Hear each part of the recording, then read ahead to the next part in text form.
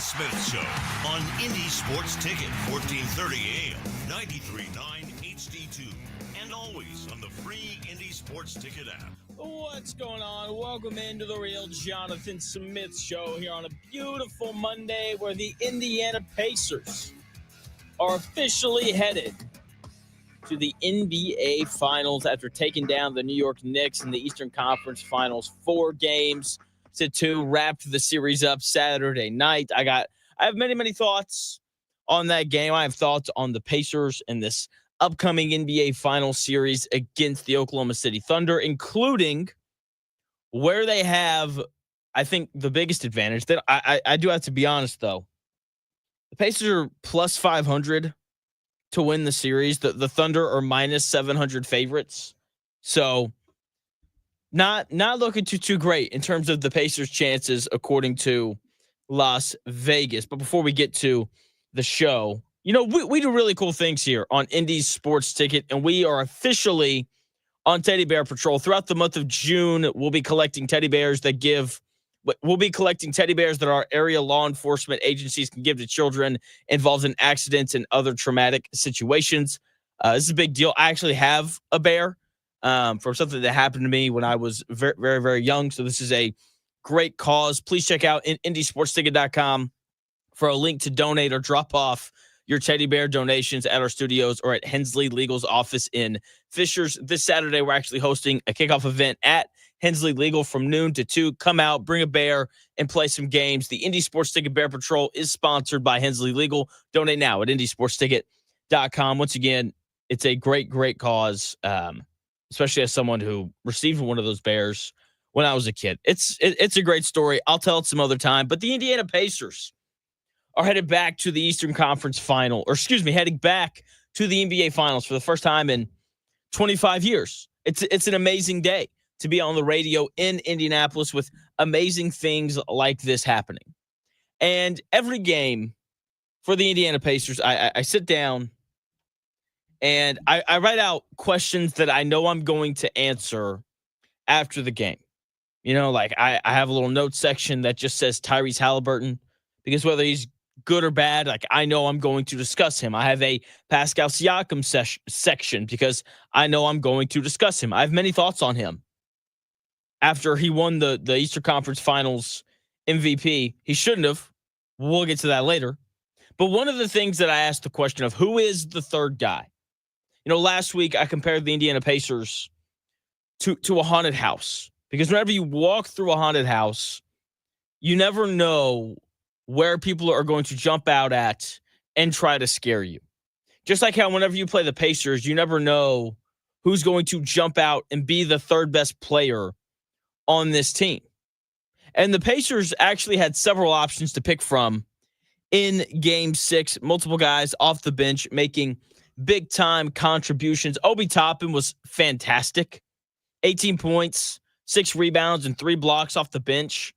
He was 7 of 11 from the field. He had 8 points and 2 blocks in the fourth quarter alone, just running the floor, rolling well after setting screens, throwing it down with his elite athleticism. And he was a huge part of why the Pacers were able to pull away late. Here is Tyrese Haliburton after the game talking about Obi Toppin and his impact in Game 6.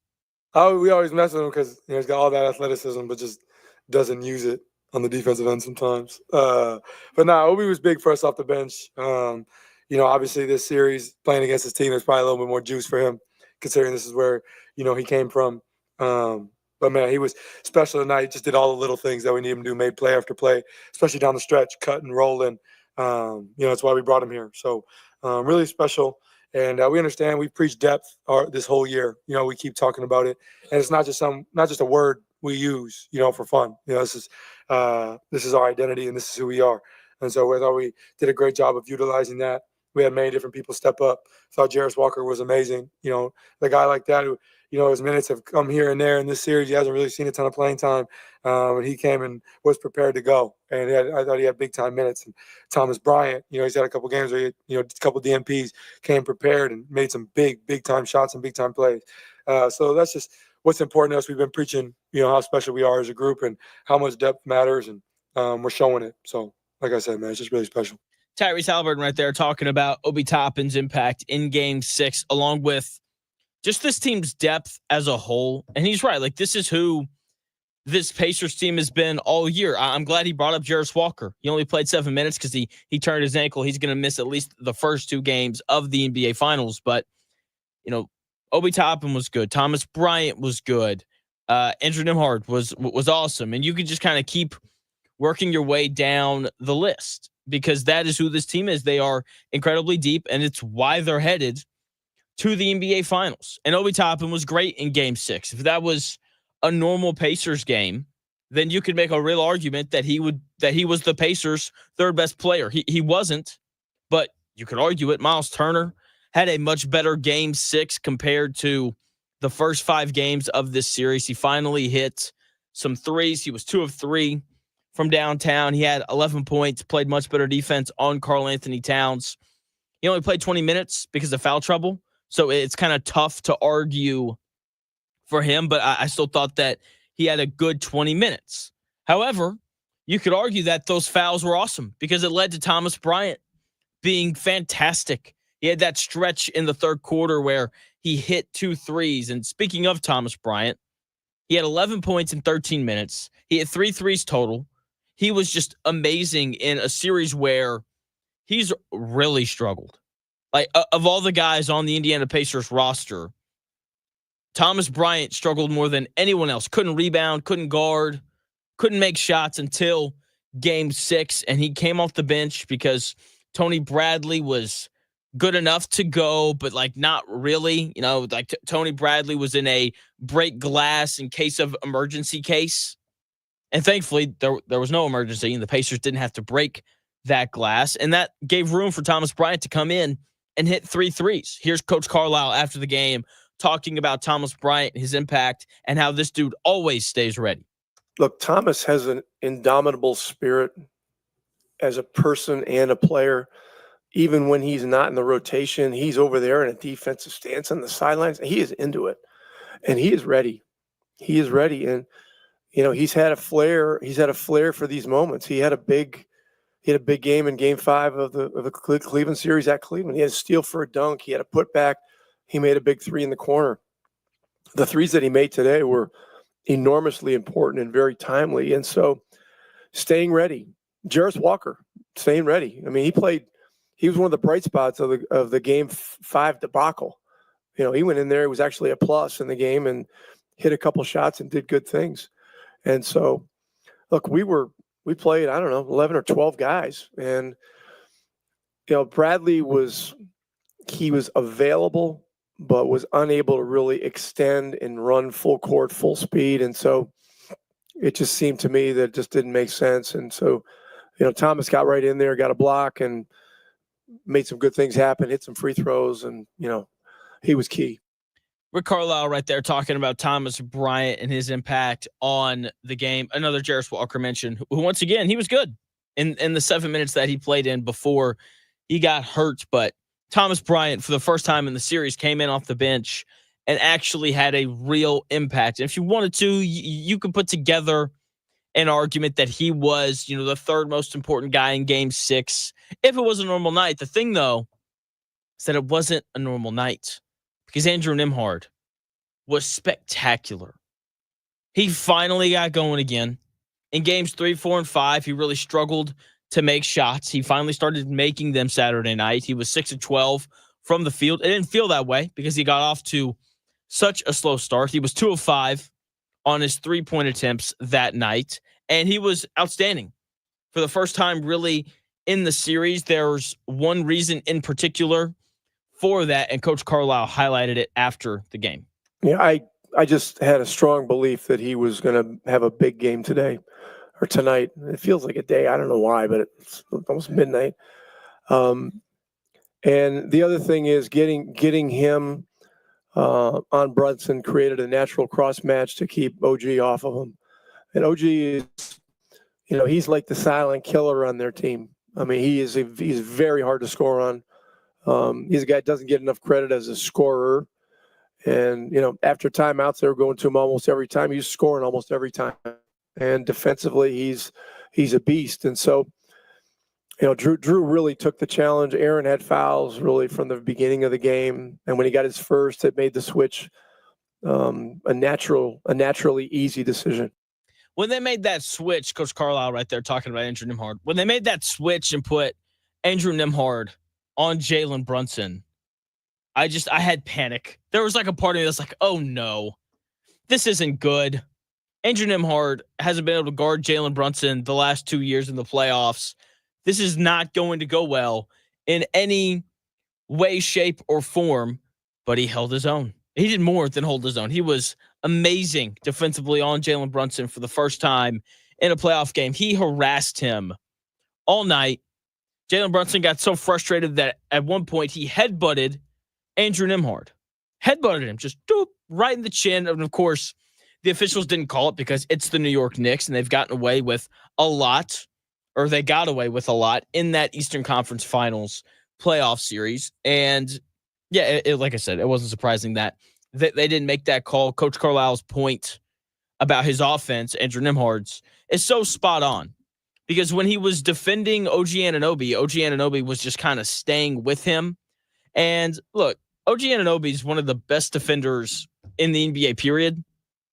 I mean, he gave Pascal Siakam fits. They tried him on Haliburton, and when they did, Haliburton just kind of gave the ball up, and he would run around, and he would eventually get it back, and it, set up opportunities for the Pacers to score. But the offense had to change when the Knicks decided to put OG Anunoby on Tyrese Haliburton. And so part of why Andrew Nembhard had struggled so much throughout, the middle part of the series was because he had one of the best wing defenders in the NBA guarding him. And all of a sudden he looked up, he's like, oh, I got not even 6 foot tall Jalen Brunson guarding me now. Hallelujah.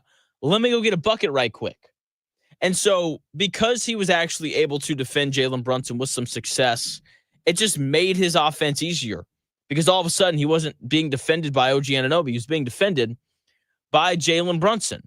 And when Brunson was defended by Andrew Nembhard in Game 6, he's held to 9 points on 4 of 10 shooting.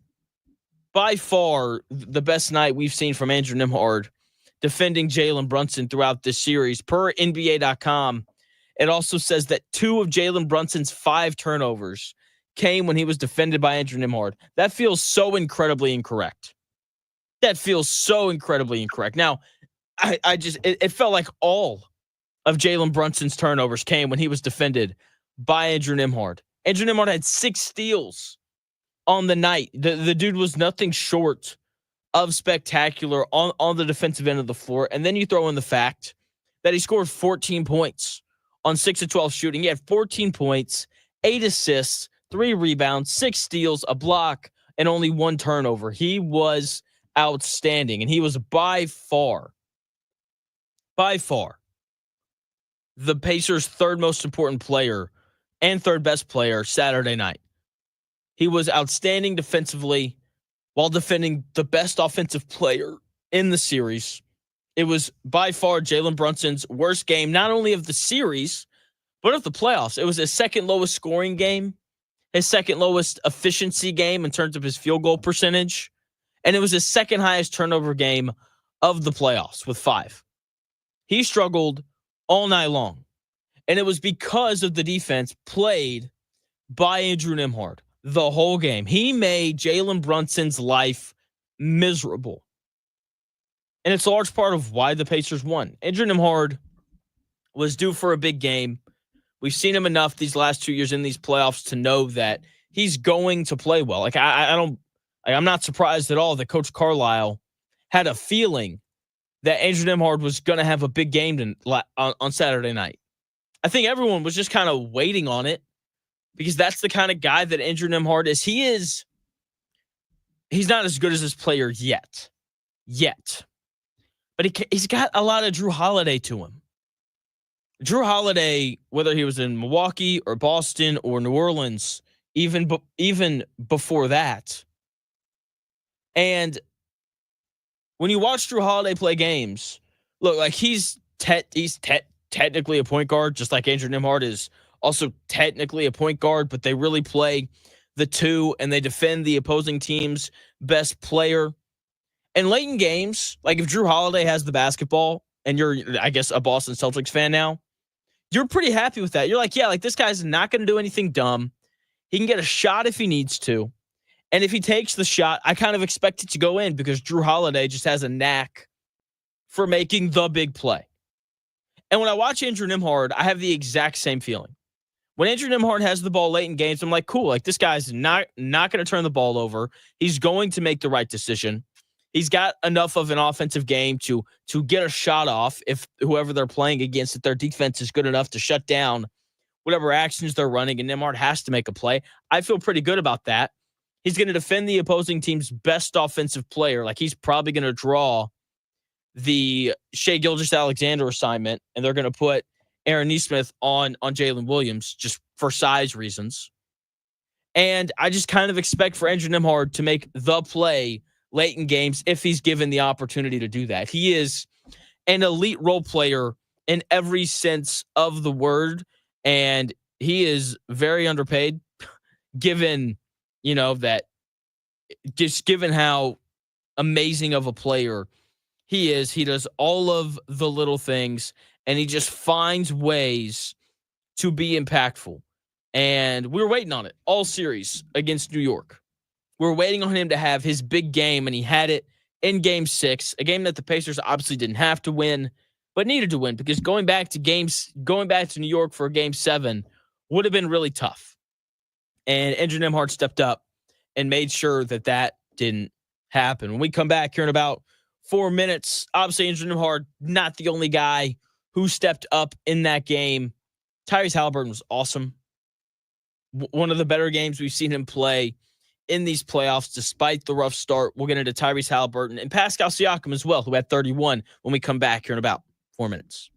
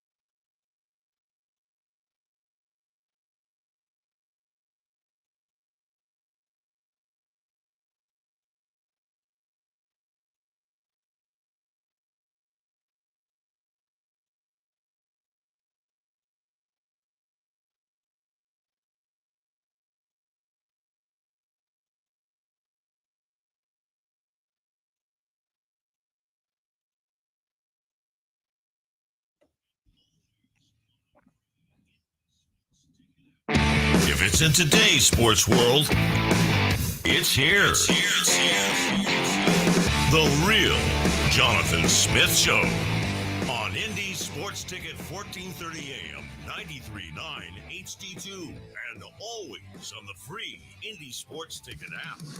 Welcome back to the real Jonathan Smith Show, where we are celebrating the Indiana Pacers getting back to the NBA Finals after beating the Knicks in 6 games in the Eastern Conference Finals. Pascal Siakam, your Eastern Conference Finals MVP. He shouldn't have been. It should have been Tyrese Haliburton. We'll get into that here a little bit more in a second. But let's start with Tyrese Haliburton in Game 6 and just how spectacular he was. He didn't get off to a great scoring start, but I still liked his first quarter. I said, Jonathan, how can you like his first quarter when he scored 0 points and was 0 of 4 from the field? Those two things are true. He did score 0 points in the first quarter. He didn't make a shot from the field, but he did have 4 assists, and he took 4 shots. He came out aggressive, and that's really all that the Pacers need him to be. Okay, like there are going to be nights and there's going to be quarters where players just miss shots. It happens. But when Tyrese Haliburton is aggressive and he's looking to get to the rim and he's not looking to just settle for threes and he's not only looking to get to that, let me move left and step back and take a three because he loves that shot. It makes things easier on everybody else. And that aggressiveness didn't let up from him all night. So he scored 0 points in the first quarter, and I was kind of nervous because there's a history with Haliburton where if he misses his first shot, he takes like 5 less shots a game than if he makes his first shot. I think when he starts 0 of 1 from the field, he takes like 11 shots on average. When he starts 1 of 1 from the field, he takes like 16 shots on average. It's something like that. So he starts 0 of 4, and I'm like, oh, man, what's going to happen here? Thankfully, he never wavered. The aggressiveness did not let up. He comes out second quarter, scores 8 points. He had 8 points and 6 assists at halftime. He continued to find his teammates, and he just finally started to make shots in the second quarter. I thought his shots in the first quarter were pretty good. He took one like off the dribble side leaning 3 that I didn't love. But outside of that, I thought he took and got good shots. He finished the game with 21 points on 9 of 17 shooting. He had 21 points on 9 of 13 shooting in the final 3 quarters. That's a pretty good night. I would love to average 21 points a game on 9 of 13 shooting every night. I mean, that is, what is 9 divided by 30? Yeah, that's 69% from the field. Nice. Okay, he was the guy that should be a superstar. That's who he was, really, all night long. Finding teammates, getting to the rim. And if he's that uber-aggressive version of himself against the Oklahoma City Thunder, then he's going to give the Pacers a chance to win that series, even though they are plus 500 to win the series. I thought he did a much better job in Game 6 of dealing with the pressure defense that the Knicks played on him. I think that's part of why Andrew Nembhard had eight assists is because they had him give the ball up some, Haliburton, and then he would later get it back during the possession, but it just made it easier for them to get into their offense to have Andrew Nembhard initiate a little bit more often. Whereas in the first, 5 games of the series, it was all Haliburton all the time in terms of the initiation of the offense and kind of getting things going. So I thought that the Pacers did a much better job of dealing with the extra pressure from the Knicks. And that's a good sign because the Oklahoma City Thunder, they pressure the basketball more than the Pacers do. They are in your grill start to finish. Lou Dort is one of the most physical defenders in the NBA. Watching him and Aaron Nesmith hack the crap out of whoever they guard in the NBA Finals is actually going to be a lot of fun. Alex Caruso is one of the, that's a guy who's made all defense 2 times in his career. Cason Wallace is going to make all defense at some point in his career. Jalen Williams made all defense this year. Lou Dort was first team all defense this year. They have guys who can pick Haliburton up early and make his life very tough with ball pressure. And thankfully, unlike Game 5, where that ball pressure kind of ruined Haliburton a little bit, Game 6, it didn't. Haliburton facilitated at a high level, 13 assists on the night. A lot of those assists came from him pushing the ball up the floor. Really hard to pressure a dude when they have the ball running full speed ahead at you. So pace is going to be even more important in this series against the Oklahoma City Thunder in the NBA Finals. Okay, he had 3 or 4 assists on those long outlet passes over the top to Pascal Siakam. I think one went to Aaron Nesmith as well. He found Toppin running to the rim a couple times, either off of a screen and roll or on like one of those semi-fast breaks. He was awesome at dictating the pace, and that led to a lot of his assists, and it's why the Pacers won the series. They controlled the pace in 4 out of the 6 games, and they won because of it. And it's not even just him dictating the pace that was so impressive. He also closed the game. 11 points and 4 assists in the fourth quarter. Can't ask for much more than that from your star point guard. And he's going to have to continue to do that against the Oklahoma City Thunder and Shai Gilgeous-Alexander, who is also an elite closer, because I would say that Tyrese Haliburton is an elite closer. We've seen him do it time and time again throughout these playoffs. So if he can continue to be great in the fourth, if he can continue to dictate the pace and deal with the pressure, then he's going to give the Pacers a chance to win the series. Pascal Siakam, his running mate, both literally and physically, he was excellent as well. He had 31, his third 30-point game of the series. Okay, he had 31 points on 10 of 18 shooting. I thought that Siakam really showed a nice blend of scoring on a mismatch, posting up Josh Hart, taking Karl Anthony Towns off the bounce, posting up Mikal Bridges.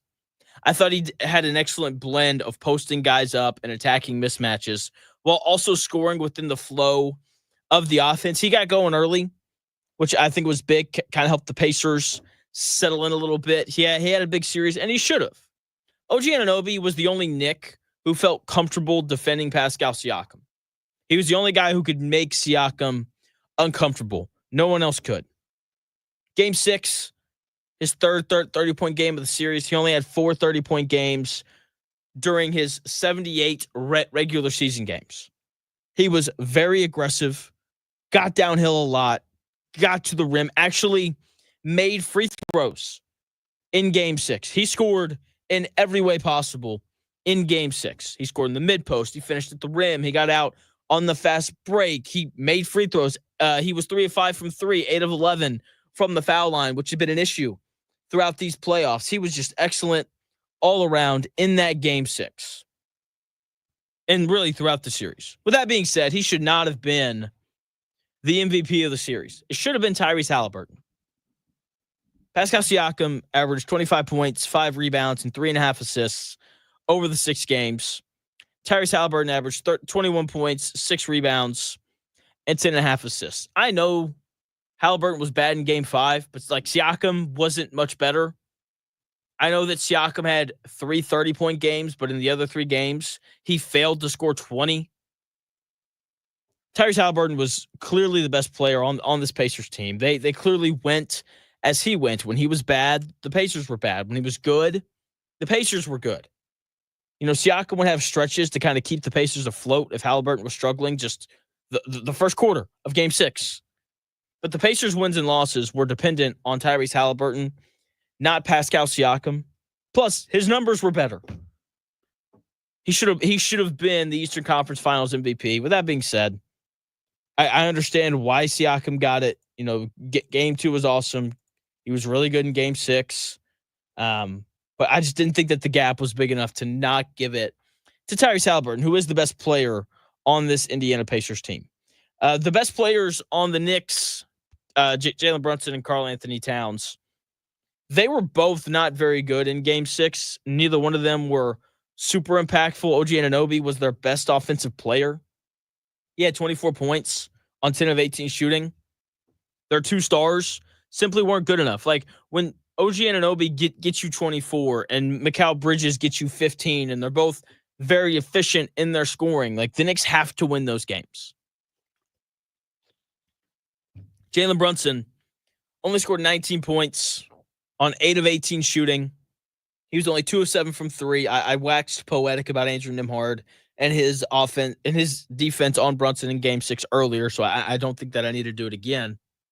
He only had this is big. This was a big part of why the Pacers won. Jalen Brunson only had one more free throw attempt than he did headbutts. two free throws to one headbutt. He made as many free throws as he had headbutts. Karl-Anthony Towns wasn't much better. He had 22 points and 14 rebounds. That sounds like an awesome game, but he was minus 17. He wasn't efficient in scoring the ball. He was 8 of 19 shooting, only 6 of 10 from the foul line. You know, he got picked on all night on defense. He gave up an insane amount of just super easy buckets. And Pacers just ran. They ran all night long. It was an impressive effort, not only from the stars of the Pacers, but really from everybody. I mean, they shot 54% from the floor. They had 30 assists as a team. It's incredible. It is. And then you compare that to the Knicks, who only had 23 assists. They're like one of 3 teams ever, the Knicks are, to average over 100 points per game in the playoffs and average less than 21 assists per game. Like, just watching the series, there felt like this real tone of Jalen Brunson and Karl-Anthony Towns versus the Pacers. And sure, you know, you get these little cameos from Bridges or from OG Anunoby or whatever. And, you know, ultimately, the team won.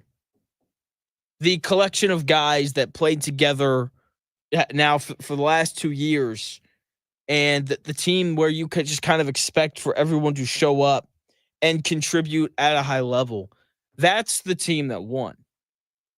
And it's so much fun to watch the Pacers play in this series. All the ratings police people, which I find incredibly annoying. Like, I don't understand why so many people care about how many people tune into the game. Like, I get it. Like, if you work for ABC, like, you know, and you want to complain about having these 2 smaller markets, you know, represent each team, like I get that, but the people who it has zero impact on whatsoever, I don't understand why you're upset about it. But this series coming up, the NBA Finals between the Pacers and the Thunder, it's going to be fantastic. It is, because the teams are similar in terms of the depth. The Thunder were built very clearly to complement Shai Gilgeous-Alexander. The Pacers were built very clearly to complement Tyrese Haliburton. Stylistically, they're a little bit different. You know, the Thunder are mid-range jumpers, and we're just going to suffocate you on defense. And the Pacers we're a good defensive team, but we're going to score a lot of points, and we're going to push the pace, and we want there to be 120 possessions in this basketball game. And the Thunder, they will play fast, but their speed comes off of forcing turnovers, not off of, oh, the Pacers just scored, let's go. So there's some similarities, but they're also a little bit different. The Pacers are heavy underdogs in this series. They're plus 500. That's like a second round series between a 1 seed and a 5 seed. And to be fair, this is a 1 seed against a 4 seed, so it kind of makes sense. But this Pacers team has had the best record in the Eastern Conference since January 1st. The Thunder have had the best record in the Western Conference since January 1st. These are the 2 best teams in each conference. And I'll just be frank. The Thunder are the better team. They have more good players. They can match the depth of the Pacers. There's one area, though, where the Pacers have what I think is pretty distinct advantage over the Oklahoma City Thunder. So when we come back here in about 4 minutes, I'm going to put a bow on Pacers versus Knicks, the kind of the series as a whole. And then I'm going to tell you where that big advantage is that the Indiana Pacers have.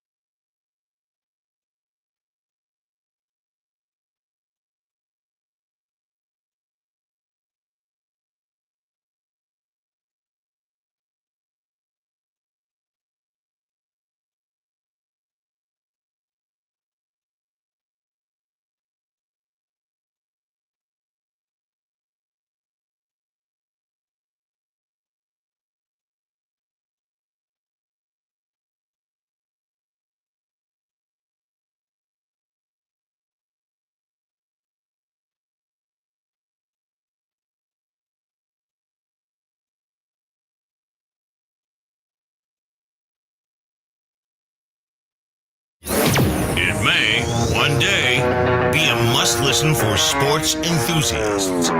Yeah, and monkeys might fly out of my butt. Uh-oh. The Real Jonathan Smith Show on Indy Sports Ticket 1430 AM, 93.9 HD2, and always on the free Indy Sports Ticket app. Yeah. Welcome back to the Real Jonathan Smith Show here on Indy Sports Ticket. Thank you for tuning in, no matter how you're tuning in, whether that's YouTube, Indy Sports Ticket. Go head over there and subscribe. Maybe you're watching on Twitter, _ Jonathan Smith. If you want to follow me there, maybe you're listening on that Indy's Sports Ticket app, which you can download wherever you find your apps. You can also listen to the Dan Dawkins Show on that app every day from noon to 3. Now, Pacers Knicks, let's put a nice little bow on this Game 6, and then we can talk about where the Indiana Pacers have an advantage over the Oklahoma City Thunder in the NBA Finals. Because I got to be honest, they don't have many.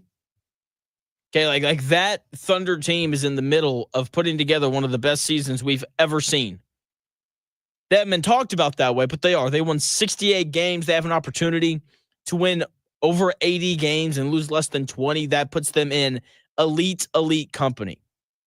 So, real quick, let's put a bow on this Pacers and Knicks series. So the Pacers controlled the pace the entire game in that Game 6. I thought their effort was much better. Sometimes teams play with different amounts of effort.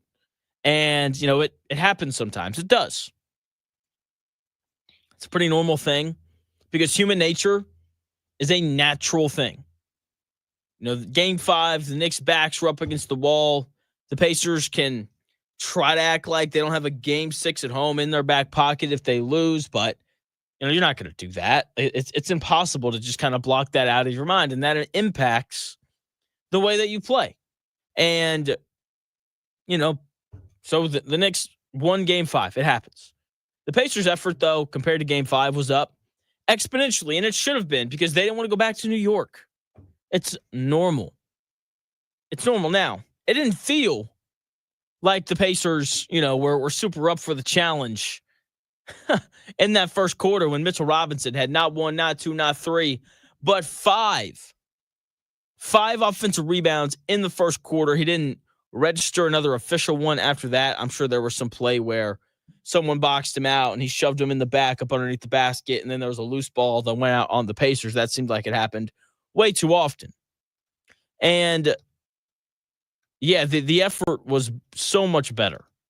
And that's a large part of why they won. Tyrese Haliburton was picking up full court. Andrew Nembhard was in Jalen Brunson's grill all night long. After every Knicks bucket or Pacers stop, they pushed the pace like they had done all series. They scored 25 fast break points. They scored 34 points off of the Knicks turnovers. It looked like a normal Pacers game. It did. They moved the ball. Pace was up. That ball movement led to them shooting 17 of 33 from 3. That is 51.5%. We'll call it 52% because we like to round up here. Shot 54% from the floor overall. They got more easy shots than the New York Knicks did. If you get more easy shots than your opponent, then you're probably going to win. And that's really how it had been all series long. The Pacers ran, they moved the ball, they hit open shots. And if they do that against the Thunder, if they can run, if they can move the ball, if they can not turn it over, then they're going to have a great chance in the NBA Finals. Now, there is a slight difference in this series compared to what the Pacers have coming their way with the Oklahoma City Thunder. Obviously, the Thunder are a better team than the Knicks, but I thought the Knicks looked out of gas in that third quarter. Pacers outscored them 34-23 in the third. I thought the Knicks' defensive intensity dropped in that fourth quarter. I know the Pacers only outscored the Knicks 33-31 in the fourth, but that's because Landry Shamet hit 3 threes in the final 100 seconds. That didn't matter in any way, shape, or form. Okay? And through the Knicks' struggles to just kind of stay in it, the Pacers kept running. And the Knicks just ran out of gas. They couldn't keep up anymore. They couldn't bust their butts to get back on defense. And part of that is because the Knicks and Pacers just played 6 games in 11 days. It's a lot on your body. And the Pacers didn't feel those effects because they played so many guys. And the Knicks did feel those effects because Brunson and OG Anunoby and Mikal Bridges and Karl Anthony Towns have all been playing 40-ish minutes a night, going back to round 1 when they played a tough series against the Detroit Pistons. And I thought that we finally saw the effects of that in the second half on Saturday night. And that's not going to happen against the Oklahoma City Thunder. The Oklahoma City Thunder are every bit as deep as the Pacers. You could craft a real argument to say that they're deeper than the Indiana Pacers. They can play 10 guys a night just like the Pacers can. We'll probably see the Thunder do that a couple times in this series. The games are also going to be more spread out. Games are no longer every other day like they were for Knicks Pacers.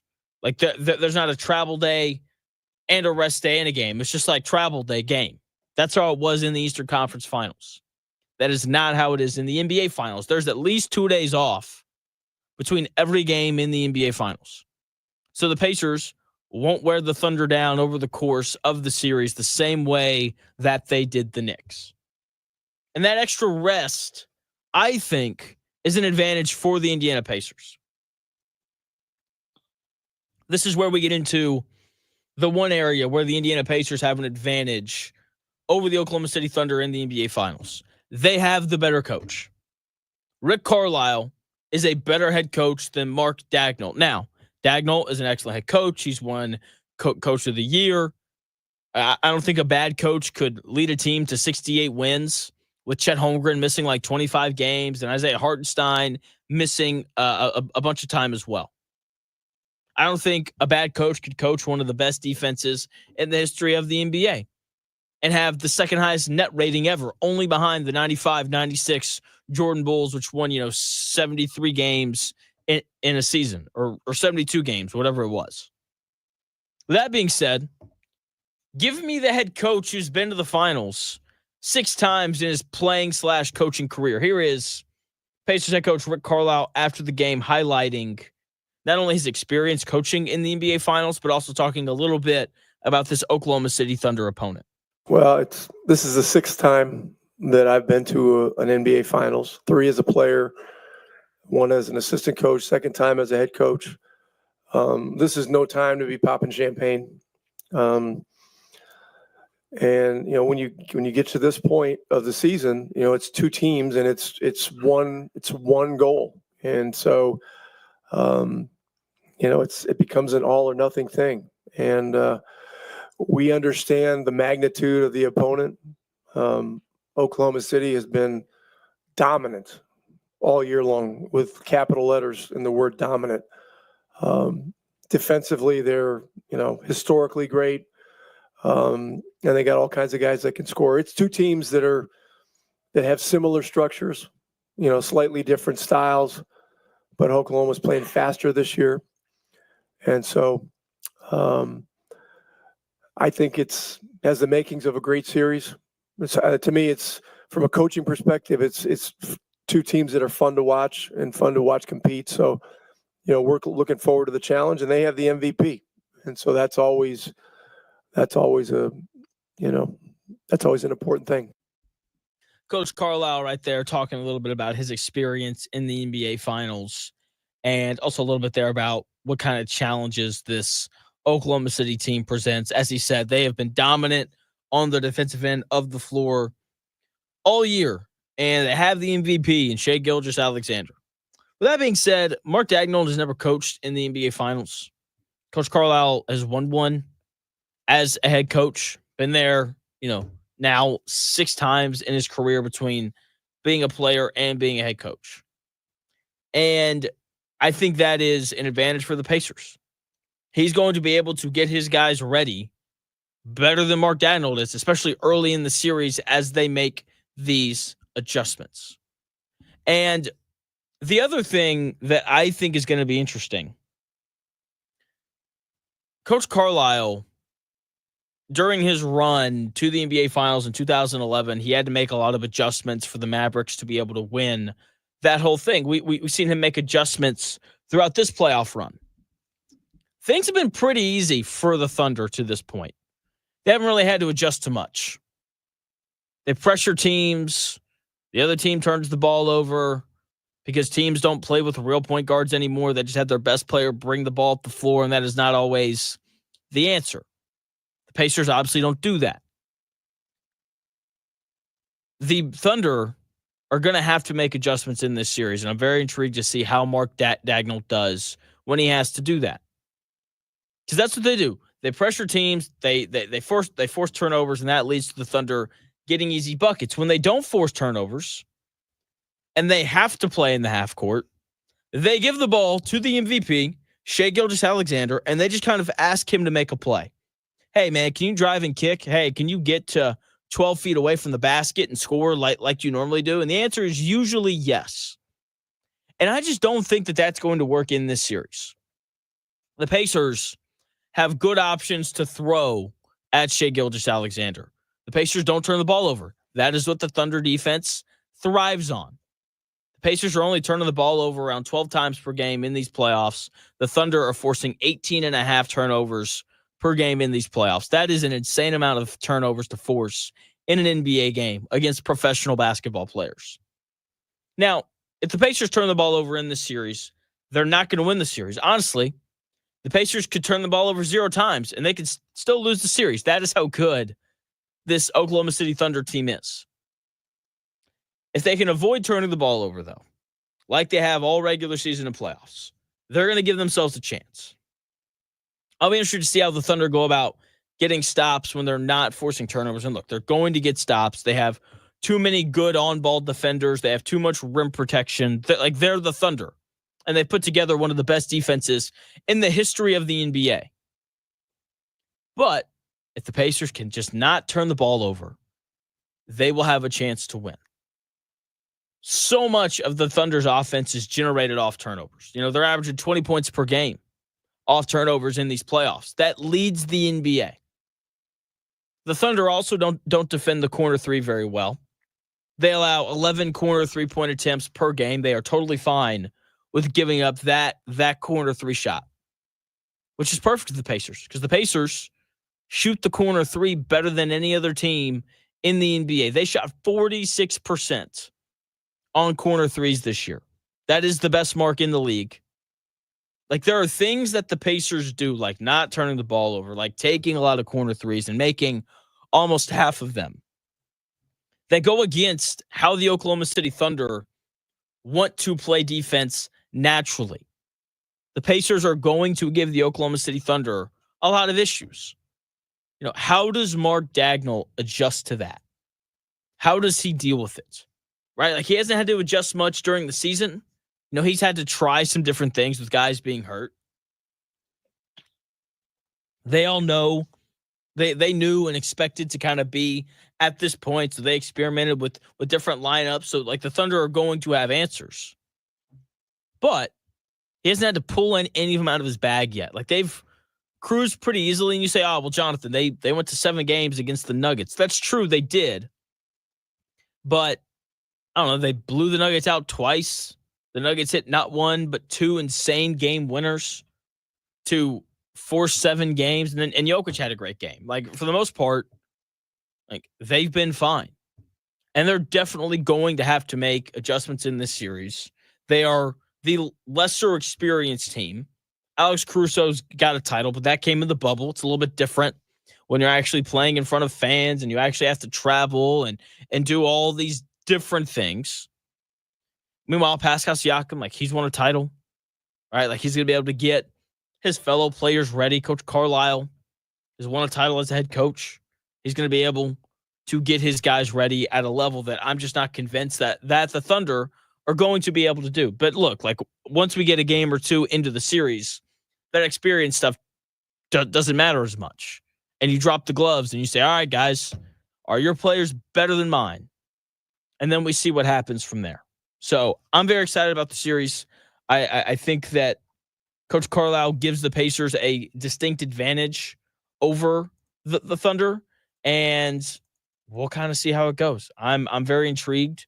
The Pacers are undefeated in these playoffs, 12-0. in the 12 games that they've scored 110 points or more in. They're 0-4 in the 4 games where they didn't score 110 points. And this Thunder defense is more than capable of holding the Pacers to under 110 points because they are an elite defensive team. I can't wait for the series. I think it's going to be fantastic. It's going to be so important for the Pacers to get contributions from everybody. And they got contributions from everybody in Game 6, but there's one guy in particular who was finally great. I'll tell you who that is when we come back here in about 4 minutes.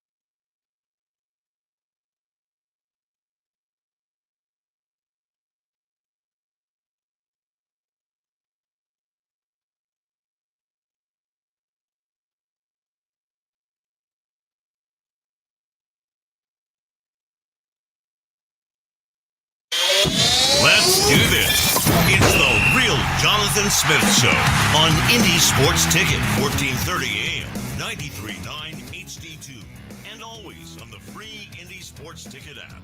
Welcome to the Real Jonathan Smith Show here on Indy Sports Ticket. Thank you for tuning in, no matter how you're tuning in, whether that's YouTube, Indy Sports Ticket. Head over there and subscribe. Maybe you're watching on Twitter, _ Jonathan Smith, if you want to follow me there. Maybe you're listening via that Indy Sports Ticket app, which you can download wherever you get your apps. It is an all-day Pacers kind of day as they are advancing to the NBA Finals for the first time in 25 years. 25 years. I'd have been 6 months old? 7 months old. My bad. 7 months old when the Pacers punched their tickets back in the year 2000 to get to the NBA Finals. And this team, obviously very different. A lot of turnover from that team 25 years ago. And I've loved so much watching this Pacers team play. Because they're good. They're fun. They are together. And yes, Tyrese Haliburton drives the boat. And, the Pacers kind of go as he goes. But they have so many guys that are so capable of making impacts. And it's part of why I'm so excited for this NBA Finals. Because the Thunder are in the exact same boat. They are. They are just like the Pacers. They have so many guys who can make an impact. And I just can't wait to not only watch Shai Gilgeous-Alexander and Tyrese Haliburton, two rising superstars in the NBA, battle it out on the biggest stage, but I'm also excited to see the Thunder role players and the Pacer role players go at it, because that could be a thing that dictates who wins the series. And for the Pacers, a large part of why they won this series against the Knicks is because of these other guys. Game 1, Aaron Nesmith goes crazy. He hits 8 threes, scores 20 points in the fourth quarter. Game 2 was obviously the Pascal Siakam game. They lose Game 3. Game 4, it's the Tyrese Haliburton perfection game. And then Game 6, we had another guy step up and be awesome. Last week, I compared the Indiana Pacers to a haunted house, because when you walk through a haunted house, you never know who or what is going to pop out and scare you. But you're waiting on it. Like, that it's coming. And when you watch the Indiana Pacers, you don't know who that third guy is going to be. But you know there's going to be a third guy. You just don't know where it's going to come from. You don't know at what point in the game it's going to happen. And the Pacers had several dudes pop out and be very impactful in that Game 3. Obi Toppin, 18 points, 6 rebounds, and 3 blocks off the bench. Very impactful game from him on 7 of 11 shooting as well, might I add. He had 8 of those points and 2 of those blocks in the fourth quarter. He was a very large part of the Pacers pulling away late.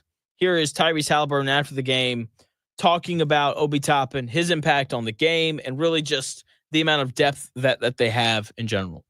We always mess with him because he's got all that athleticism, but just doesn't use it on the defensive end sometimes. But Obi was big for us off the bench. Obviously this series playing against his team, there's probably a little bit more juice for him, considering this is where, he came from.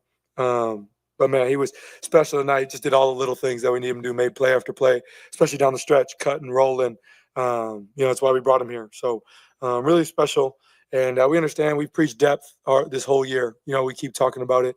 And it's not just a word we use, for fun. This is our identity and this is who we are. And so I thought we did a great job of utilizing that.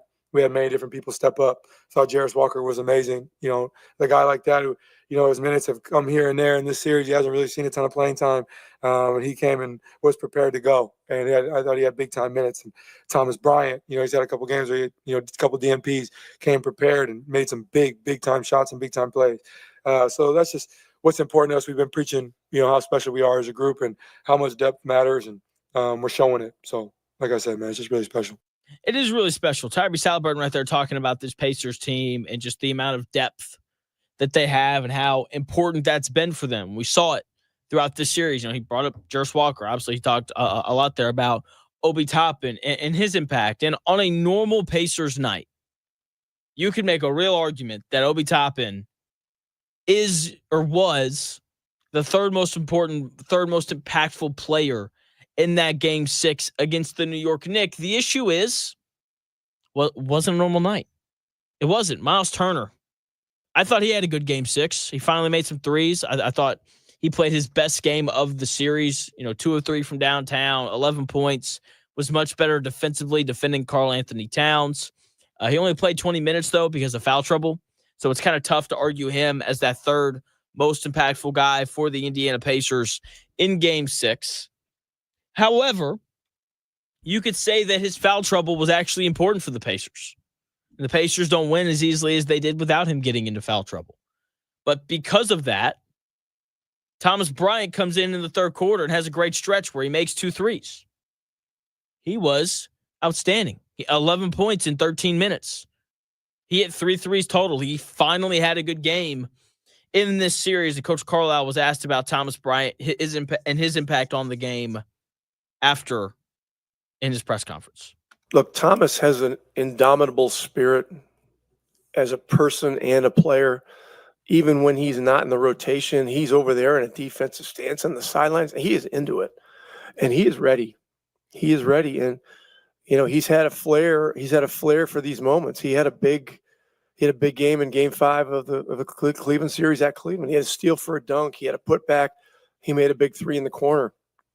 The threes that he made today were enormously important and very timely. And so, staying ready.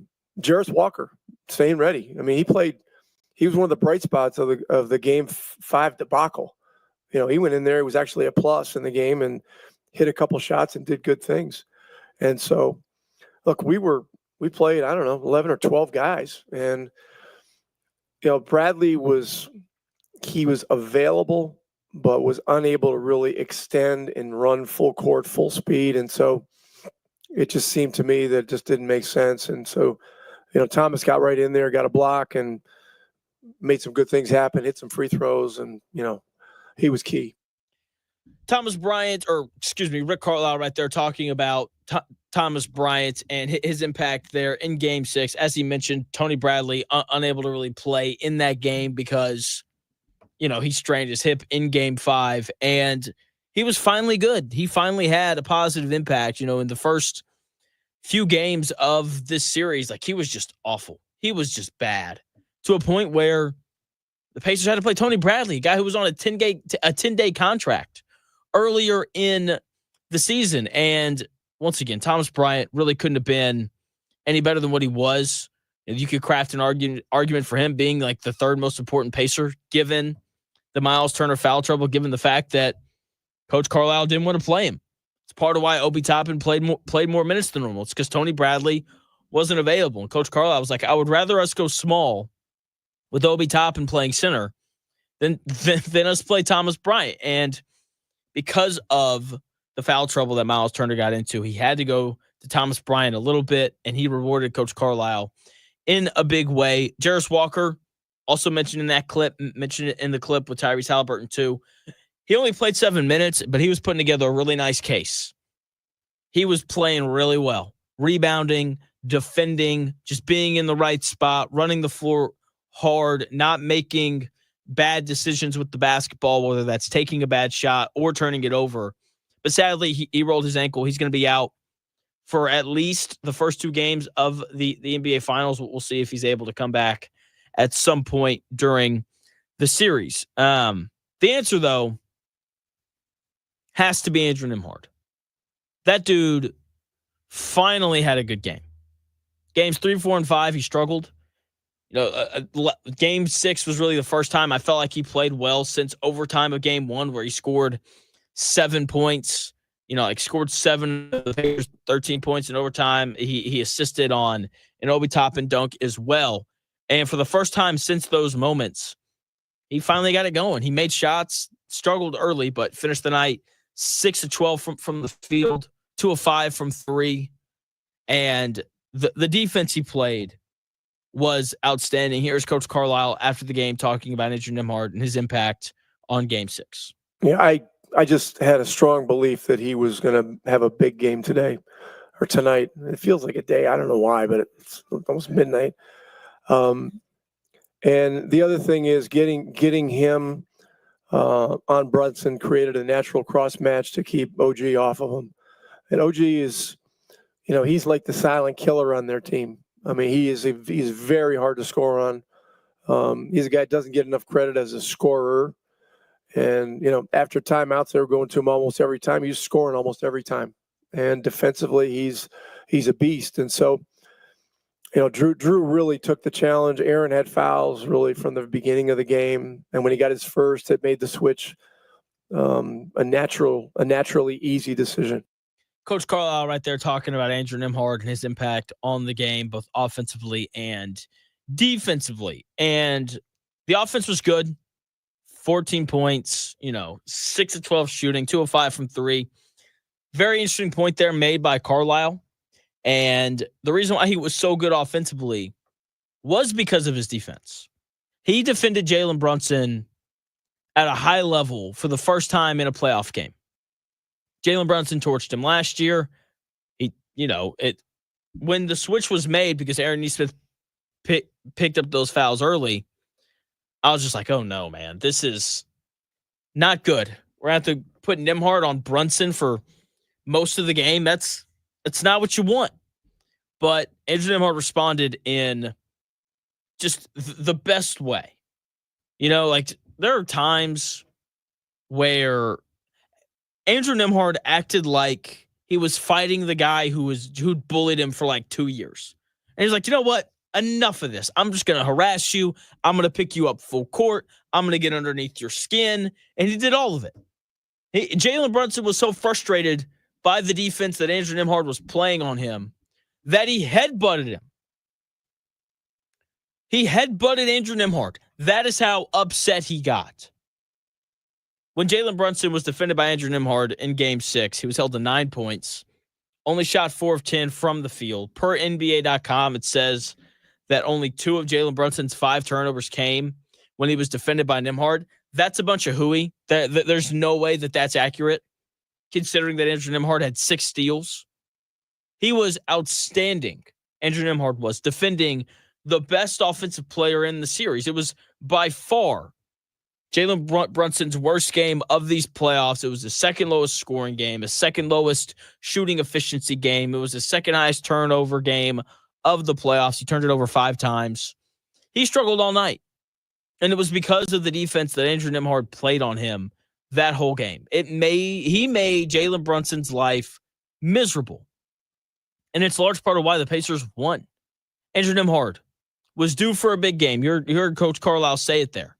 He said, to open up that clip when he was asked about Nembhard, he's like, I just kind of figured he was going to play well tonight. And that's just kind of what we expect from Andrew Nembhard. The fact that he was able to defend Brunson made it easier for him to score because the Knicks were just kind of matching. And so when they had Andrew Nembhard defending OG Anunoby defended Andrew Nembhard. And there's in some ways that's good because that means OG Anunoby's not defending Haliburton or Pascal Siakam or anyone like that. But for Nembhard, that makes it tough. OG Anunoby's one of the best wing defenders, one of the best defenders, period, regardless of position in the NBA. And they're asking, they're throwing Nembhard the ball with like 5 seconds left on the shot clock. Like, all right, man, go break down one of the best defenders in the league. Let's see how that goes for you. And it didn't go well. Games 2, 3, or games, 3, 4, and 5 were rough. He had a stretch where he was 3 of 18 from the field in games 3 and 4. It was brutal. And all of a sudden, he goes from OG Anunoby defending him to Jalen Brunson. And all of a sudden, shots started to go in. What a concept. As Coach Carlisle said, they got this cross match, and that allowed Andrew Nembhard to kind of get going offensively because he didn't have arguably the best defender in the series defending him. And whenever I watch Andrew Nembhard, he just reminds me so much of Drew Holiday. I don't know if he's as good as Drew Holiday is yet, but there's just a lot of similarities. Like they both played point guard in college. Now they're both kind of these off guards who, if you need them to play point guard, they can, but you really want them off the ball. Drew Holiday worked himself into a good shooter. I think Andrew Nembhard is in the process of doing that. But I think the biggest thing that reminds me of Drew Holiday when I watch Andrew Nembhard is just how comfortable I am when he has the ball late. When you watch the Boston Celtics play, obviously you want Jason Tatum or Jaylen Brown to have the ball late, but if Drew Holiday has it, you feel pretty good. You're like, hey, like he's got enough offensive game to go get a shot if he needs to. I know he's not going to turn the ball over. And defensively, I want him defending the opposing team's best player late in games. And when I watch Andrew Nembhard, it's the exact same thing. You know, I would rather Siakam or Haliburton have the ball late, but if they're having Andrew Nembhard initiate the offense, like I'm not going to panic because I know he's going to make a good decision with the basketball. And if he needs to get his own shot, I've seen him do it before in playoff games. Let's just go back to last year when he hits the game winner right in Jalen Brunson's face. It was great. And the biggest thing, though, with Drew Holiday and Andrew Nembhard, the thing that I think makes the two similar, aside from the position and just kind of the way that they play and their defensive prowess, I just always expect for Drew Holiday to make a play late in games that kind of puts the now Boston Celtics over the top. But when he was playing for the Bucks, it was the exact same thing. Like I just expect him to make the play. And I kind of expect the exact same thing with Andrew Nembhard. I expect him to make some play late that gives his team or this Pacers team an edge. And yeah, it's incredible. It's incredible watching that guy play. I'm glad that he finally got it going because Pacers are going to need him to have it going against the Oklahoma City Thunder. He's going to have another really tough guy defending him, probably going to be Cason Wallace, one of the better perimeter defenders in the NBA. So hopefully Andrew Nembhard can keep it rolling against what is a really, really good Oklahoma City Thunder team, a team in the process of putting together one of the best seasons we've seen from any NBA team in the history of the NBA. When we come back here in about 4 minutes, Pascal Siakam won the conference finals MVP. That was wrong. He shouldn't have won it. No way around it. I'll tell you who should have when we come back here in about 4 minutes.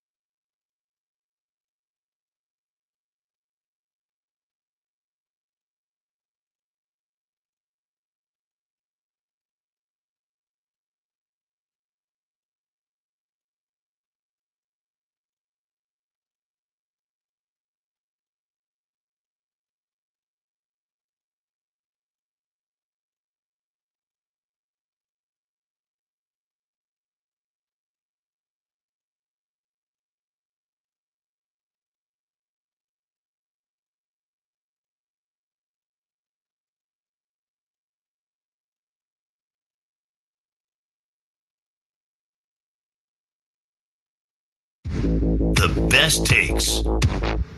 Maybe. The Real Jonathan Smith Show on Indy Sports Ticket 1430 AM, 93.9 HD2, and always on the free Indy Sports Ticket app.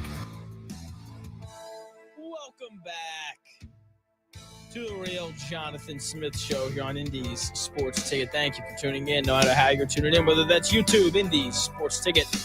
If you want to head over there and subscribe, maybe watch it on Twitter, __ Jonathan Smith. If you want to follow me there, you can watch the show there as well. Maybe you're listening on that Indy's Sports Ticket app, which you can download wherever you find your apps. I would suggest watching it, though, on YouTube, because there's a chat and you can talk about whatever I'm talking about, or you can have your own little conversations within the chat, which happens all the time. You can also see me. I feel like I look at least okay. I've lost some weight. Let's go.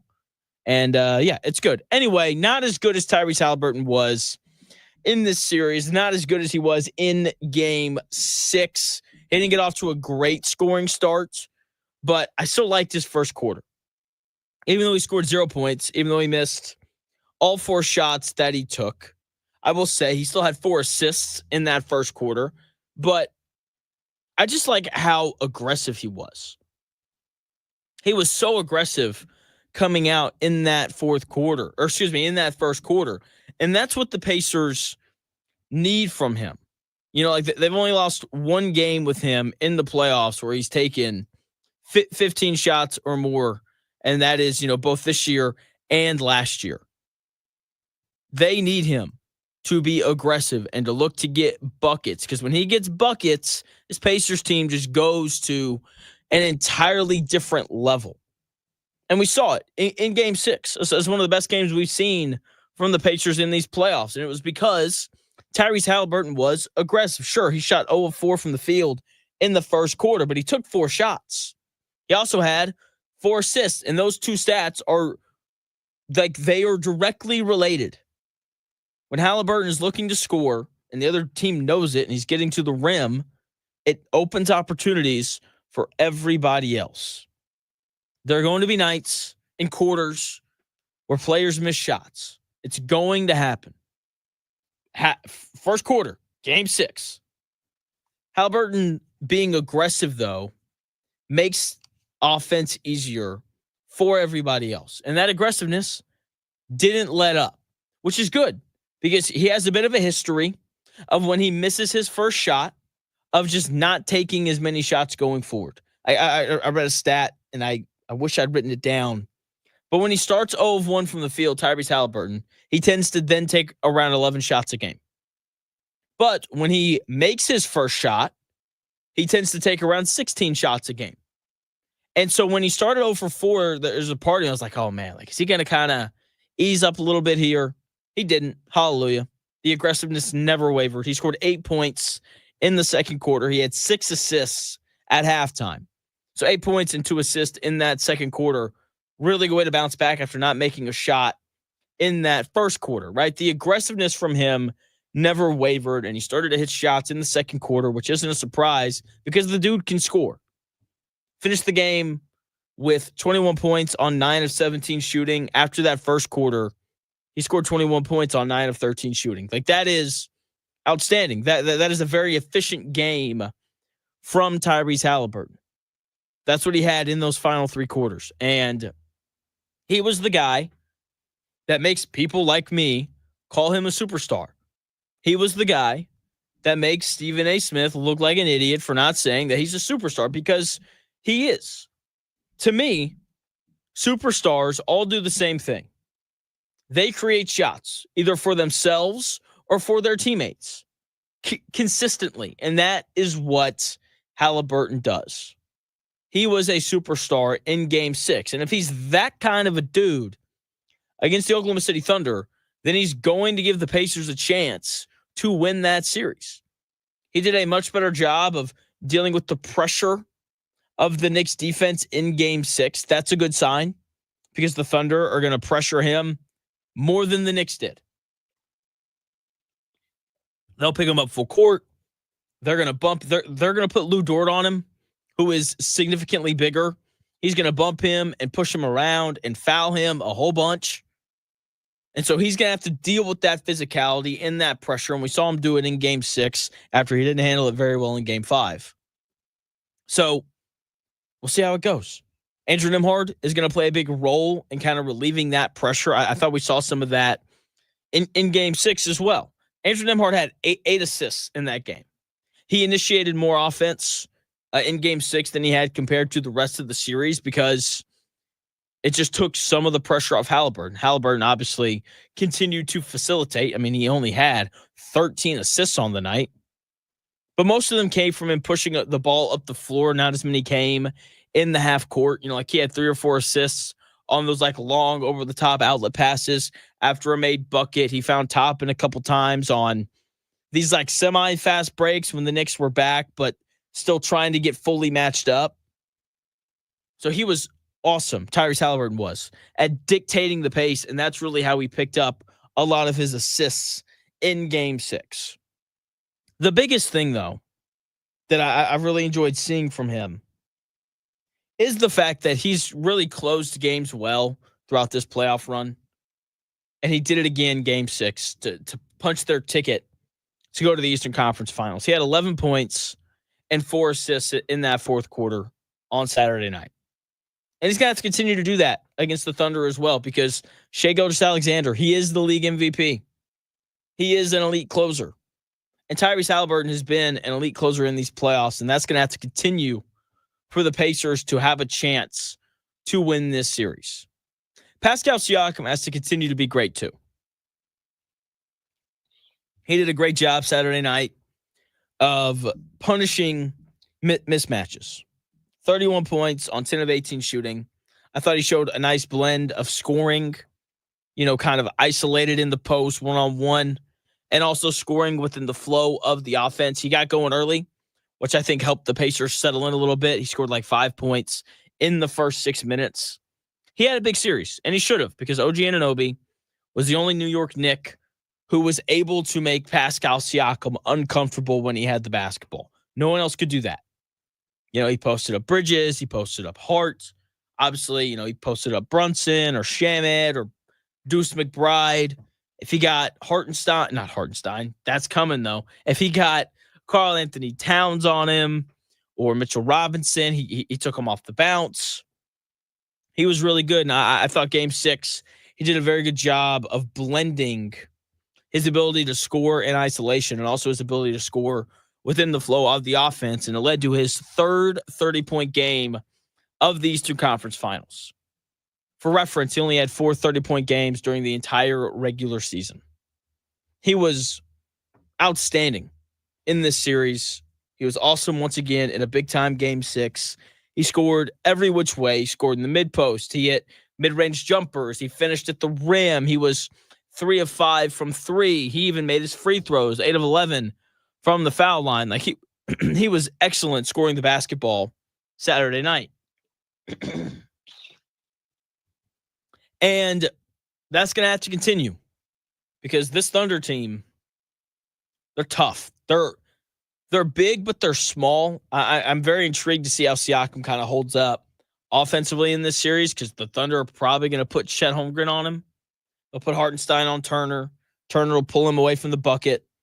And then they'll probably put Chet Holmgren on Pascal Siakam, a very athletic 7-footer who can block shots and moves really, really well. So I'm very intrigued to see how he holds up and how he goes about scoring. A lot of his points are probably going to have to come within the flow of the offense because if Chet Holmgren's not defending him, then it'll probably be Jalen Williams, who is every bit as big as Pascal Siakam. So it's weird, though. Like players are... especially players like Pascal Siakam, it's not really about size or strength or anything like that when they're being defended. It's really just this question of who makes them uncomfortable. And that can be a weird thing sometimes. So we'll see kind of how the Thunder try to deal with him. I don't think we're going to see him isolate very much. I don't know how much you watched of Thunder and Timberwolves, but whenever the Timberwolves decided to isolate Julius Randle, who's not as good as Pascal Siakam, to be fair. But every time he isolated on the block, the Thunder sent 2, and it usually ended up being a turnover in some way, shape, or form. Once again, Pascal Siakam's a better player than Julius Randle. But how does he handle being doubled? How does he handle being able to pass out of that? So that'll be kind of an interesting thing for us to watch. With that being said, Pascal Siakam shouldn't have been the Eastern Conference Finals MVP. It should have been Tyrese Haliburton. His numbers were better, and he's clearly the most important pacer. Pascal Siakam averaged 25 points, 5 rebounds, and 3.5 assists a game in the 6-game series. Tyrese Haliburton averaged 21 points, so 4 less points. He averaged 6 rebounds, so more rebounds than Pascal Siakam. And he averaged 10.5 assists, so 7 more assists per game. I get it. Like, he was bad in game 5. Siakam wasn't much better. I know Siakam had 3 30-point games in the series, but he also failed to score 20 in the other 3. Tyrese Haliburton was clearly the engine of this Pacers team. When he was bad, the Pacers were bad. And when he was good, the Pacers were good. You know, Siakam, sure, like he'd have these awesome stretches to kind of keep the Pacers afloat. Game 2 was awesome. But if Haliburton's struggling, but come on, like if the Haliburton's struggling, then the Pacers aren't winning that series. The Pacers' wins and losses were dependent on Tyrese Haliburton, not Pascal Siakam. Plus, his numbers were better. He should have been the Eastern Conference Finals MVP. I'm of the opinion that the best player on the winning team should always win the Finals MVP or the Eastern Conference Finals MVP unless it is overwhelmingly obvious that someone was better than them. And I think in this scenario, even if you wanted to argue that Pascal Siakam was better than Tyrese Haliburton, it's not overwhelmingly clear. The vote was split 5-4 in favor, obviously, of Pascal Siakam. I disagree. I feel like Haliburton should have won it, but it's really not that big of a deal. When we come back, we're going to put a bow on Pacers versus Knicks, and I'm going to tell you where the Pacers have the biggest advantage in this NBA Finals series, and a series of which Pacers don't have too many advantages. I'll tell you what it is when we come back here in about 4 minutes.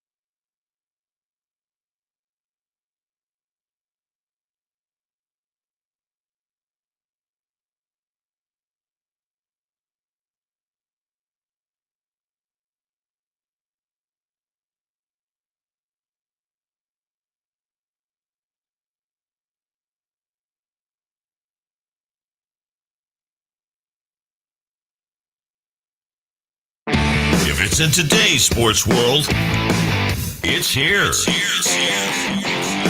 The real Jonathan Smith Show on Indy Sports Ticket 1430 AM, 93.9 HD2, and always on the free Indy Sports Ticket app. Welcome back to the real Jonathan Smith Show here on Indy's Sports Ticket. Thank you for tuning in, no matter how you're tuning in, whether that's YouTube, Indy's Sports Ticket. You can head over there and subscribe. Maybe you're watching on Twitter, _ Jonathan Smith. If you want to follow me there, you can also watch the show there as well. If you're on Twitter, also check out our station's page at Tickets 1430 for the latest on both my show and the Dan Dockett Show, which you can listen to on our Indy's Sports Ticket app from noon to 3 all day. Not all day, from noon to 3 every day, the Dan Dockett Show with the great Dan Dockett. Pacers, Knicks. Let's just put a quick little bow on this series, and we'll look ahead to the NBA Finals just a little bit. Now, the Pacers controlled the pace for all of Game 6. Their effort was much better than it was in Game 5 because that happens. Human nature, it's a real thing. Game 5, the Knicks are at home, backs against the wall, down 3-1. Pacers are there. And if we lose this game, we know we have Game 6 at home. That doesn't mean that they don't want to win. It doesn't mean that they weren't capable of winning that game, but your effort level dips sometimes. It's a natural thing. I promise that, that's just the way that it goes. Game 5, though, the effort was much, much better. It didn't feel like it early when, Mitchell Robinson had 5 offensive rebounds in the first quarter. He didn't have one after that, though. They did a much better job of boxing him out and keeping him off the glass going forward. Tyrese Haliburton, I thought he really set the tone. The Knicks were having Mikal Bridges bring the ball up the floor as opposed to Jalen Brunson at different points. And when Mikal Bridges brought the ball up the floor, Tyrese Haliburton met him with full court pressure. Okay, Andrew Nembhard. He was in Jalen Brunson's grill all game after Aaron Nesmith picked up those early fouls. After every stop or Knicks bucket, the Pacers went. Pedal to the floor, let's go. They pushed the pace like they had done all series. They scored 25 fast break points, and they scored 34 points off of the Knicks turnovers. It looked like a normal Pacers game. Fast, intense. They moved the ball incredibly well, led to them shooting 17 to 33 from 3. That's 52%. They shot 54% from the floor overall. They had 30 assists. That's a lot. They got more easy shots than the New York Knicks did. They had 7 dunks. 7 dunks and 17 threes. That is what you're looking for. You want dunks, layups, and threes. And the Pacers got way more of them than the New York Knicks did. And it's a testament to the Indiana Pacers and the way that they moved the basketball. It's also a testament to how well they defended in Game 6. This is a team that has come such a long way from last year to this year in terms of their ability to play defense. Tyrese Haliburton is a much better defender. Andrew Nembhard is a better defender than he was last year, and he was a good defender last year. Aaron Nesmith is still as physical and as intense on the defensive end of the floor as they come. Miles Turner, sure, he struggles to defend on the perimeter. What center doesn't struggle to defend on the perimeter? It's a pretty normal thing at all levels of basketball. Okay? Pascal Siakam, he's just helped them be bigger, and he's a pretty solid defender as well. So they're just a much improved defensive team from last year to this year, and we've seen it throughout these playoffs, and we're going to see it even more in this series against the Oklahoma City Thunder. But the Pacers' defense and the speed with which they played really defined this series. The Pacers ran, they moved the ball, they hit open shots, they pressed full court. And if they can do all those things against the Thunder, then they will have a great chance to win the NBA Finals. There is a slight difference, though, between that series against the Knicks and this upcoming series against the Oklahoma City Thunder. The Knicks looked like they were out of gas at the end of the third quarter. The Pacers had outscored them 34-23 in that quarter. They were leaving shots short. I thought the Knicks' defensive intensity dropped in the fourth quarter. And that's why we saw the Pacers go on that big run to really kind of put them away. And you say, well, Jonathan, they only outscored the Knicks 33-31 in the fourth quarter. What are you talking about? Sorry, I don't really care about Landry Shamit's 3 threes in the final 103 seconds. The third and fourth quarters, that second half was all Pacers, and they just kept running. And the Knicks couldn't keep up anymore.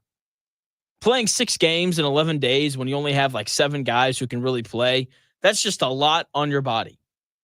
And the Pacers, because they're deep, didn't feel those effects. And the Knicks did. And I think it caught up with them in the second half Saturday night. And that's not going to be an advantage for the Pacers. They are not going to wear the Thunder out over the course of a long series. Like, the Thunder are just very simply too deep for that. They're too deep, right? They can play 10 or 11 guys the same way that the Pacers can. We'll probably see them do it. Like, if the if the Pacers and Thunder set a record for most players to appear in an NBA Finals game between both teams, like, that wouldn't be surprising to me. That's how deep both of these teams are. And the games are also more spread out. That's part of why we won't see that same wear down effect over the course of the series. We may still see it during some games, even though I don't think we will because of the depth. Right? These games aren't going to be played every other day. There is no 6 games in 11 days. There's going to be at least 2 days off between every game of the NBA Finals, which really stinks. But we won't see that same wear down effect that we saw over the course of the series against the Knicks. Okay, the extra rest is an advantage for the Indiana Pacers, though, because it gives Rick Carlisle a little extra time to prep and make adjustments for this Thunder team. Coach Carlisle is a better head coach than Mark Dagnall. Now, don't get me wrong. Dagnall's a good coach. He's won Coach of the Year before. I don't think a bad coach could. I'm pretty sure he won Coach of the Year. No, he didn't. No, he didn't. He won it last year. But he won Coach of the Year last year. I also don't think a bad coach could lead a team to 68 wins. I don't think a bad coach could coach one of the best defenses we've seen in the history of the NBA. I don't think a bad coach could, be the head coach of the team with the second highest net rating we've ever seen. With that being said, give me the guy who's been there 6 times before in his career between playing and coaching. Coach Carlisle was asked after the game by good friend of the show, Tony East, kind of how he bridges these emotions of, holy crap, we just won the Eastern Conference. We're going to the finals. And we're going to the finals. I now have to get ready for the Oklahoma City Thunder. And here's what Coach Carlisle had to say about that. He kind of gave a little bit of his resume, and he talked a little bit about this upcoming matchup against the Thunder as well. Well, this is the 6th time that I've been to an NBA Finals. 3 as a player, 1 as an assistant coach, 2nd time as a head coach. This is no time to be popping champagne. And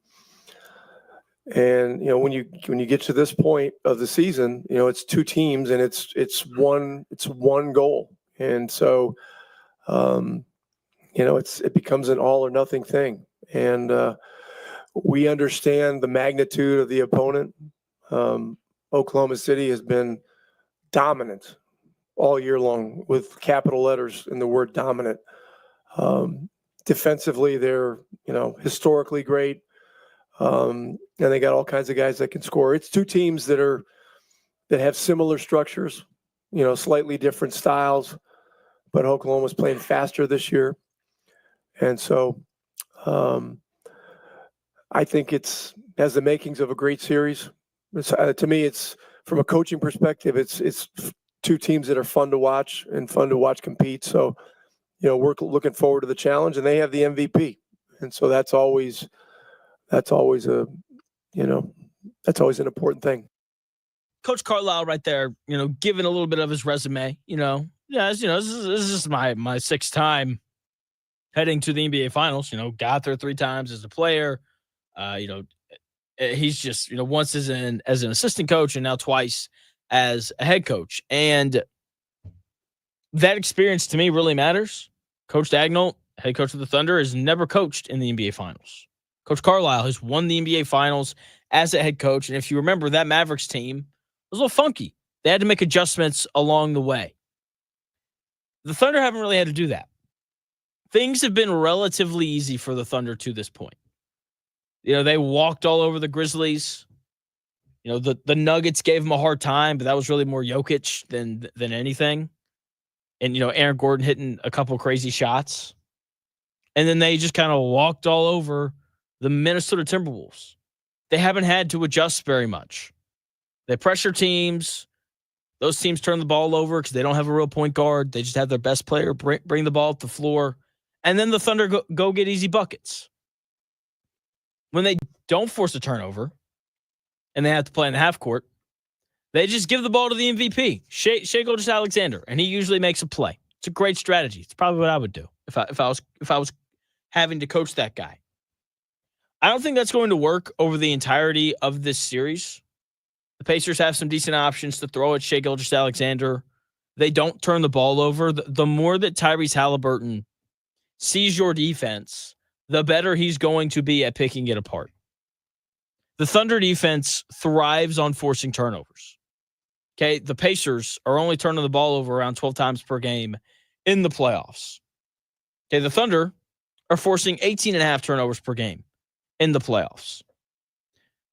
That's why they're crushing everybody. If the Pacers turn the ball over in this series, then they're not going to win. Okay, if they can avoid turning it over though, like they have all regular season and all playoffs long, then they're going to give themselves a chance. I will be very interested to see how the Thunder go about getting stops if they can't force turnovers, because look, we've seen this Pacers offense play all year long. Ball moves all over the place. As a defense, you have to communicate and make decisions constantly, and it's a tough thing to deal with. And the other thing that makes it even more interesting, if the Pacers can avoid turning the basketball over, the Thunder rely on so much of their offense comes off of turnovers, right? They're averaging 20 points per game off turnovers in the playoffs. That is the highest mark of any team in the playoffs that made the playoffs. The Thunder also don't defend the corner three very well. They allow about 11 corner three-point attempts per game. That's top 5 in the NBA. Meanwhile, the Pacers shoot the corner three better than any other team in the NBA. They shot 46% on corner threes this year. That is the best mark in the league. There are things that the Pacers do, like not turning the ball over, by looking to take those corner threes and making about half of those corner threes, that could cause some issues for the Thunder. Like the Thunder may have to adjust the way that they want to play defense in this series. It's a very possible thing. And how is Mark Daigneault going to deal with that? He hasn't had to adjust much during the season or during the playoffs, and he may have to against the Indiana Pacers. I think the Pacers have the better coach. They definitely have the more experienced one. They have, I think, a more experienced roster. Obviously, Siakam's the only guy who's played in the NBA Finals, but everyone else has at least played in a conference finals. For the Thunder, Alex Caruso played in the bubble finals. That's not the same thing as what they're about to go through. The experience factor, I do think, leans towards the Pacers. Now, I think experience is overrated in series that are 7 games long, or best of 7, because you play 1 or 2 games, and you're like, all right, I think I got it, especially these dudes that have been playing basketball for this long. So I am very intrigued to see how the coaching in this goes, just given the pedigree of Coach Carlisle. And Daigneault, really good head coach, but he's never been there. How much does that impact the series? We'll find out. I'm going to continue to talk about Pacers and Thunder in the NBA Finals as the week continues, leading all the way up to Thursday. When we'll have game 1, I'll give my official series prediction on Wednesday or Thursday, one of the 2 days. Not too sure which one quite yet, but it's going to be good. I can't wait. 2 young teams that want to get up and down with 2 excellent coaches. It's going to be fun. Can't wait, and it'll be good. When we come, that's going to do it here on the Real Jonathan Smith Show. Thank you for taking the time out of your day to watch or listen. I greatly appreciate it as always. The Dan Dockett Show comes your way next, noon to 3. It's a Monday. Should be Todd Leary and Ken Sterling for the Power Hour. You know, Dan has thoughts on the Pacers advancing, and it's going to be great. Can't wait. What a day. What a weekend. What a series. Pacers Thunder. I'll start previewing that series tomorrow. If you have questions, like last week, C. Fitch, shout out C. Fitch, very, very loyal listener. Hit me up on Twitter asking what I thought about the Chet Holmgren and Miles Turner matchup. If you have questions about like specific matchups or different things that the Thunder or Pacers do, hit me up on Twitter. Like I've watched both of these teams all year long, __ Jonathan Smith. If you want to tweet at me there, I would make a very strong argument. I know both of these teams better than just about anyone else. So if you have any specific questions that you want me to go over tomorrow, just let me know. Thank you again for tuning in. I'll talk to you tomorrow from 10 to noon. The Dan Dockett Show comes your way starting at noon.